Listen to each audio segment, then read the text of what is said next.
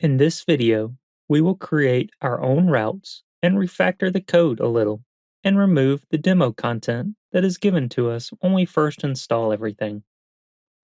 To get started, download the starter files, which include all of the images and data that you will need for this project. You'll find a link to it in the description below. Next, we will copy the images folder from the downloaded starter files into the public directory of our project. We will then copy the data.json file into the source folder.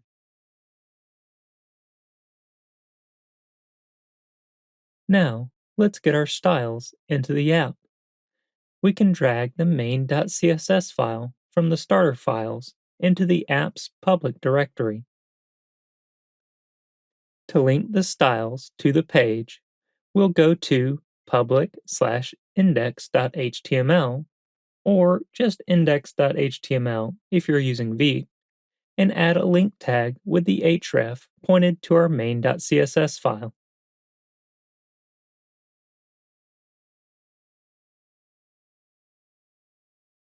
Now that we have our own styles to work with, let's delete the default styles in app.vue.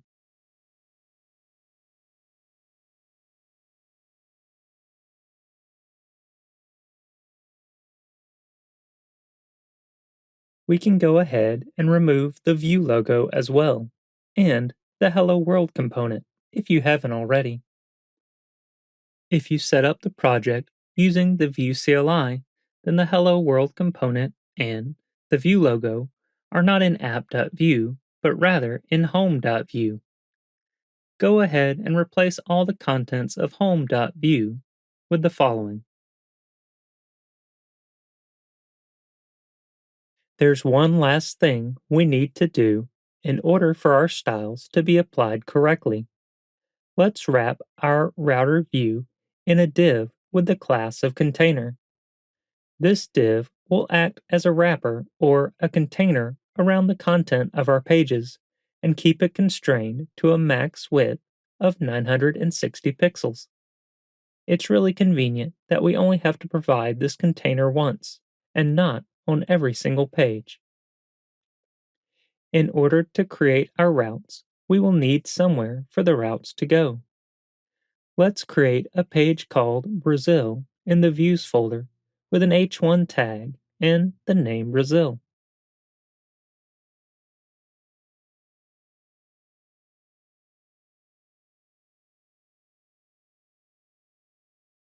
Now let's connect the Brazil page to a route.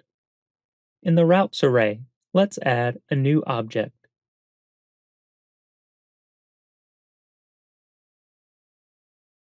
The route object requires a path and a component property.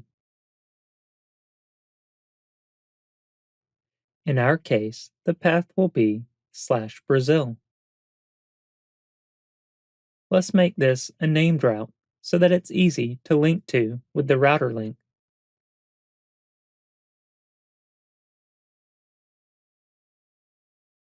And we will naturally use the Brazil component, so let's import it and use it.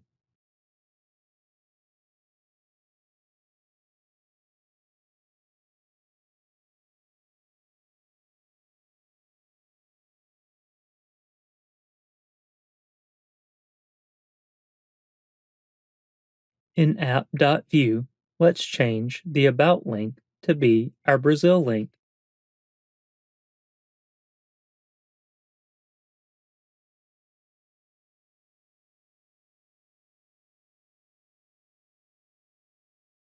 And for the sake of our new styles, let's wrap the router links in a div with the ID of nav.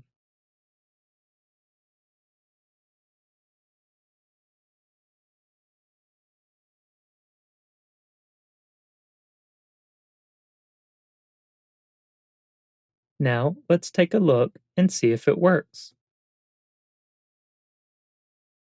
Alright, you will see that when you click on Brazil, it goes to the Brazil page. Let's do the same for Hawaii, Jamaica, and Panama. We'll create the pages in the Views directory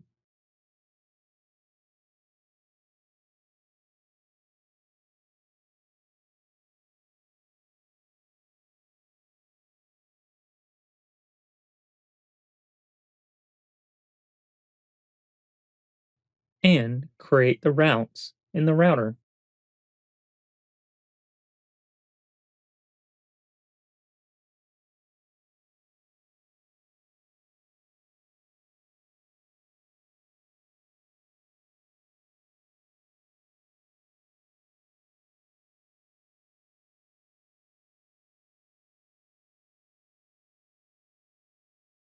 And lastly, add the links to the navigation in app.vue.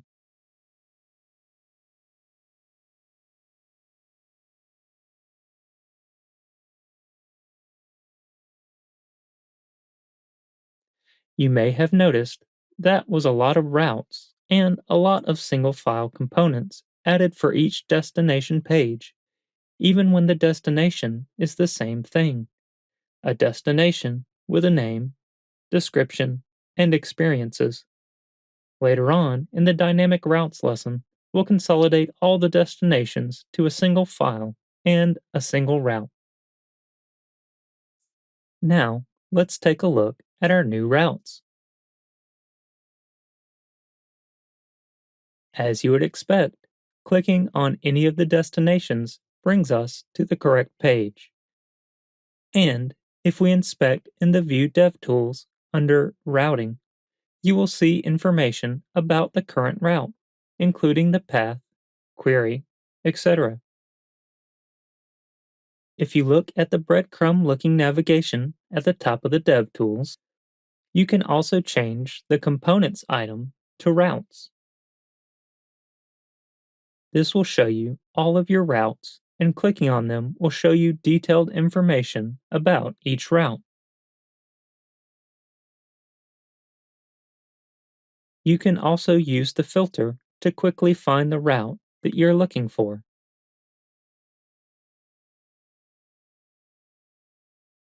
Now that we have many destinations, we probably want to list all of them in the home page. We can, of course, do that just as we did for the destinations by hard coding a link and filling in the name of the destination in the navigation.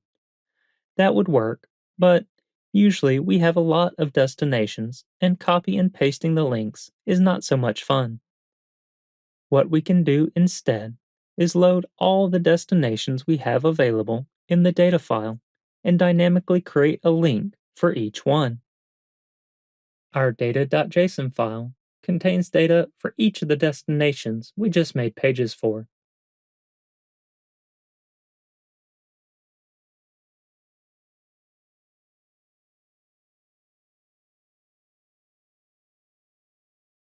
Let's import the data.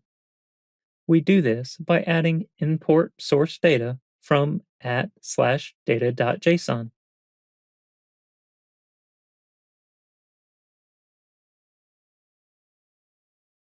I like to call this variable source data so as not to be confused with the data property on the Vue component. Now, in our data property, we will make destinations have the value of source data.destinations so that we can refer to it in our code as just destinations. This makes our code clean and easier to read.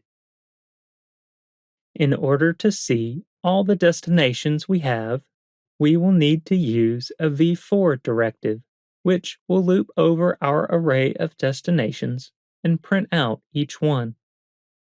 We will add a router link with a v-for destination in destinations, which is our data.destinations.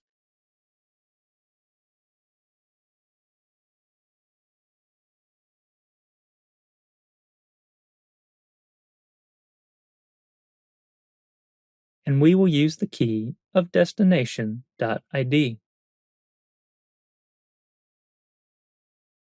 Every time we use a v-for, we need to add a unique key attribute. This allows Vue to keep track of which element is which for when it has to reorder or reuse these elements. we shall use the destination ID as the unique key. Now, let's add a to attribute that links to the destination slug.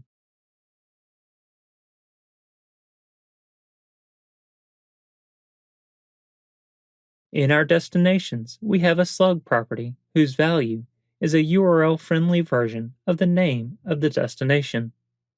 Each destination will also display its name and associated image.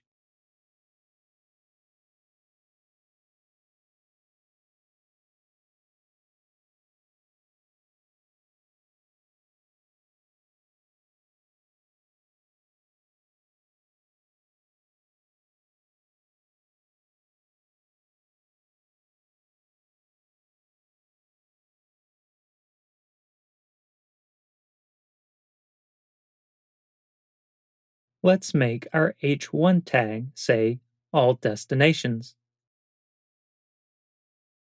and then wrap the destinations in a div with the class of destinations.